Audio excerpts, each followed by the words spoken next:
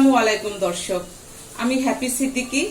আজ রান্না করে দেখাবো গ্রাম বাংলার সেই ঐতিহ্যবাহী কলা গাছের ভেতরে সাদা অংশ, যেটাকে আমরা বলি ভাড়ালি, অনেকে অবশ্য থোড়ও বলে থাকে।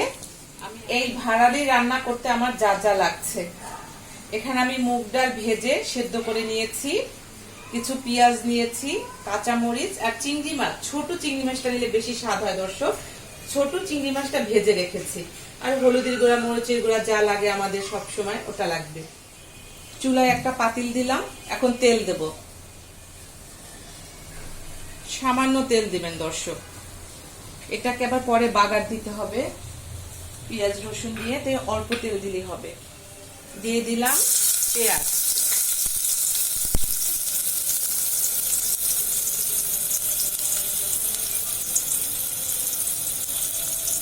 দিয়ে দিলাম আগে থেকে ভেজে রাখা চিংড়ি মাছ,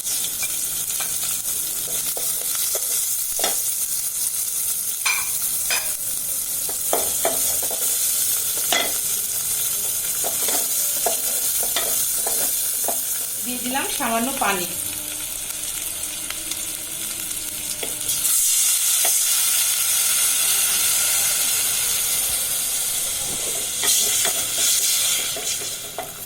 সামান্য হলুদের গুঁড়া,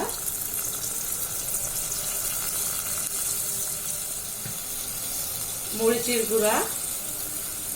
আপনারা যদি বেশি ঝাল পছন্দ করতে পারেন সেক্ষেত্রে ঝালটা বেশি দিতে পারেন। দিয়ে দিলাম সামান্য লবণ। লবণ ডালের ভিতরে দেয়া আছে, তো সামান্য একটু পরিমাণে দিবেন।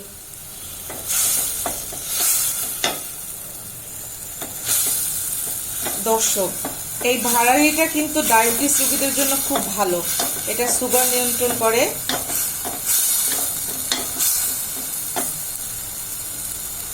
দিয়ে দিলাম আগে থেকে সেদ্ধ করা কিছু ডাল।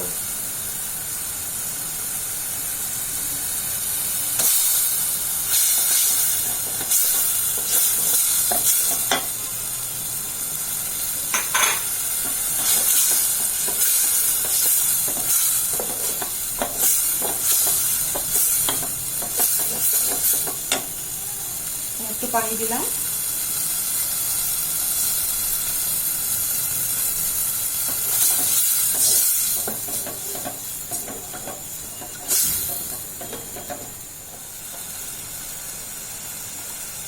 কাঁচা মরিচ দিলাম।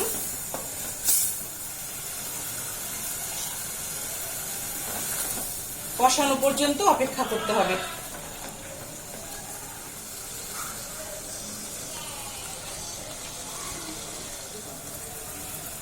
এখন আমরা ভাড়ালিগুলো দিয়ে দেব।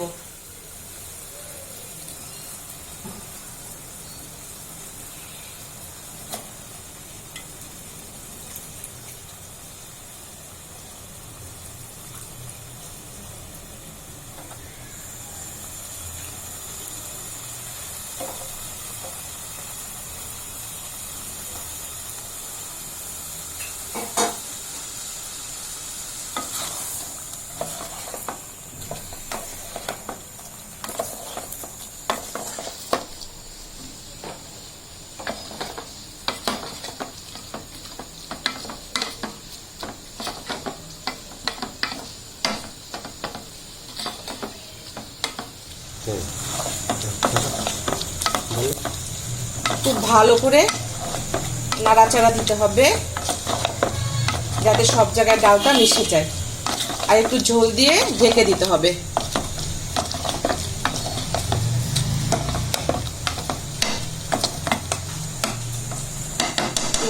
ঝোল দেব।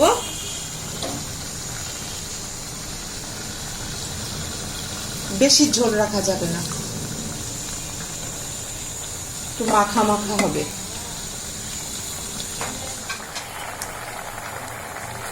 ফিরে আসছি কিছুক্ষণ পর। ভাড়ালিটা সেদ্ধ হয়ে গেছে, এখন আমরা বাগার দিব। বাগার বা বাহার যে যেটা বলে, এক এক অঞ্চল এক একটা বলে।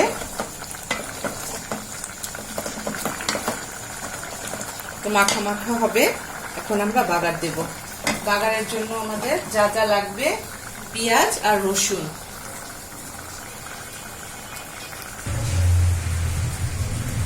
বাগারের জন্য দিচ্ছি সামান্য তেল।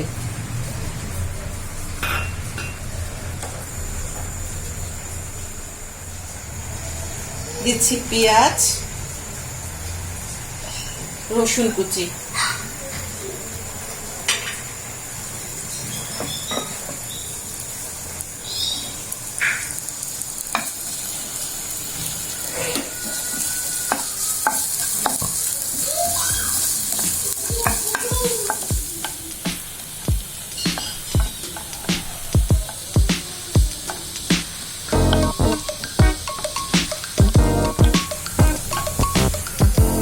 আমাদের বাদামি রং হয়ে আসছে।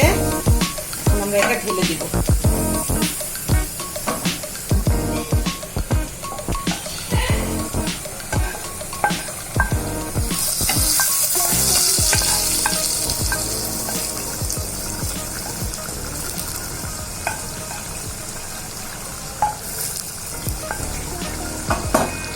হয়ে গেল আমাদের ভাগালি রান্না। দর্শক, আমার রান্নাটা যদি আপনাদের ভালো লাগে অবশ্যই আমার চ্যানেলটা সাবস্ক্রাইব করবেন, লাইক কমেন্ট শেয়ার করতে ভুলবেন না। ভাগালি রান্নার রেসিপিটি আমার ডিসক্রিপশন বক্সে দেওয়া আছে, ওখান থেকে আপনারা দেখতে পাবেন।